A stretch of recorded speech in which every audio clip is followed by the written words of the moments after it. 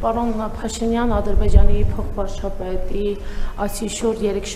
տեղեկություններ շրջանառվեցին, որ նա եկել է այստեղ նաև ադրբեջանցիների վերադարձի հարցի շուրջ բանակցելու համար։ Խնդրում եմ հրապարակավ հերքել կամ հակառակը հաստատել այդ շրջանառվող տեղեկությունները։ Մենք Ադրբեջանի հետ երբեք նման հարց չենք քննարկել եւ չենք քննարկում։ Եվ ես ուզում եմ ասել նաև, որ արդեն ձեզ հայտնի ժամանակներից մենք Ադրբեջանի հետ չենք քննարկում նաև Ղարաբաղի հայերի վերադարձի հարց, Բաքվի հայերի վերադարձի հարց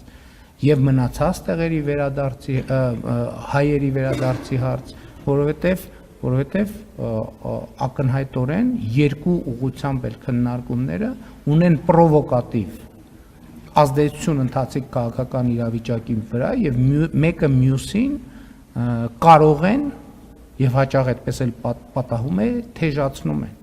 եւ նաեւ ես ուզում եմ ուշադրություն հրավիրել այն փաստի վրա որ երկու հարցերն էլ քաղաքական օրակարգում թեժ են պահում նույն ուժերը սկզբից մի հարցն են սկսում էսկալացնել հետո